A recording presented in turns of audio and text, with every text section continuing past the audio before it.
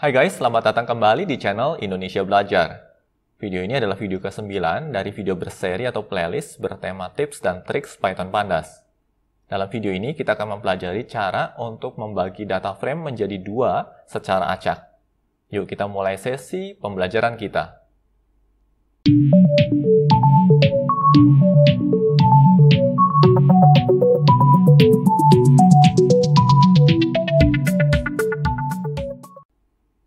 Oke, video ini akan membahas tips and tricks yang ke-9. Kita akan lompat dulu ke tips and tricks yang ke-9 di sini. Oke, nah topiknya adalah membagi data frame menjadi dua secara acak atau menjadi dua bagian secara acak. Nah, di sini pertama-tama kita akan import dulu dua buah modul yang akan kita gunakan dalam sesi pembelajaran kita. Dalam hal ini adalah Pandas dan NumPy. Ya, Pandas kita import sebagai PD dan NumPy-nya kita import sebagai NP. Versi Pandas yang kami gunakan saat ini adalah 1.0.1, sedangkan versi NumPy-nya adalah 1.18.1. Oke, selanjutnya kita akan membentuk data frame untuk sesi pembelajaran kita. Nah, di sini data frame-nya akan memiliki 10 baris dan memiliki 5 buah kolom, di mana setiap kolomnya akan diberi label A, B, C, D, dan E. Dan nilai yang akan kita gunakan untuk mengisi data frame kita adalah nilai acak berbasis bilangan integer, ya. Makanya di sini kita panggil np.random.arrayin. Dan jangkauan dari bilangan integer yang kita sertakan di sini itu mulai dari 1 sampai dengan 20. Oke, kita coba eksekusi dulu di sini. Nah, ini hasilnya, ya. Nah, hasilnya bisa jadi berbeda antara yang kalian miliki dengan yang kami miliki di sini. Karena prosesnya terjadi secara acak atau random. Yang perlu kita perhatikan di sini adalah kita memiliki 5 buah kolom dan 10 buah baris, ya. Dan bilangan-bilangan yang ada di sini merupakan bilangan-bilangan integer yang dihasilkan secara acak. Nah, dalam video pembelajaran kali ini, ya, tujuan utamanya adalah kita mau membagi data frame kita ini ke dalam dua data frame, ya, dengan porsi tertentu. Nah, bagaimana caranya? Ya, kita coba lihat di slide berikutnya di sini. Pertama-tama kita coba cek dulu nih ya, shape dari data frame kita, ya, di f.shape di sini. Nah, shape-nya adalah 10,5. Ya, artinya jumlah barisnya ada 10 dan jumlah kolomnya ini ada 5. Nah, data frame di F ini mau kita bagi menjadi dua bagian dengan proporsinya 70% untuk data frame pertama dan 30% untuk sisanya atau untuk data frame yang kedua. Caranya, kita tetapkan dulu proporsinya dan kita masukkan ke dalam variabel proporsi di sini. Lalu berikutnya kita panggil df.sample, ya. Lalu menyertakan parameter frac di sini dan diberi nilai proporsi, ya, atau dalam hal ini adalah 0,7, ya, atau 70%.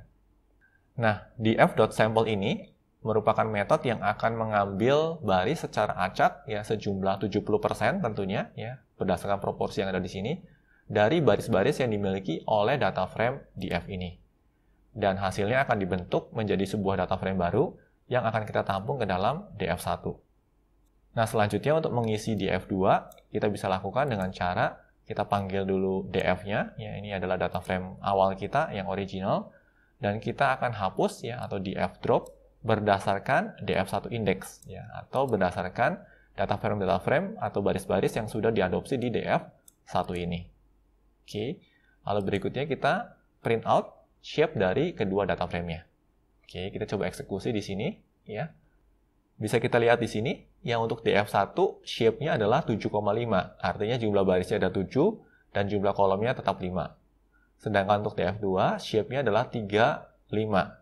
Jumlah barisnya ada 3 dan jumlah kolomnya ada 5. Dan ini sudah sesuai dengan proporsi yang kita tetapkan, ya, karena proporsinya adalah 70% untuk df1 dan 30% untuk df2 di sini. Lalu kalau kita lihat df1-nya, ya, kita coba eksekusi di sini. Ini adalah isi dari df1 dan ini adalah isi untuk df2-nya. Nah, bisa kita lihat di sini ya guys, bagaimana kedua df ini terbentuk dari df sebelumnya.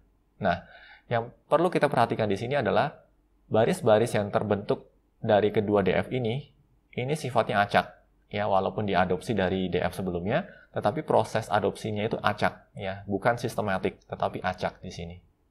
Nah, proses semacam ini seringkali memang dibutuhkan nih untuk beberapa teknik dalam bidang data science. Jadi harapannya setelah memahami konsep ini, kita bisa menerapkannya dan harapannya juga bisa mendukung pekerjaan-pekerjaan kita terkait dengan data science ataupun machine learning.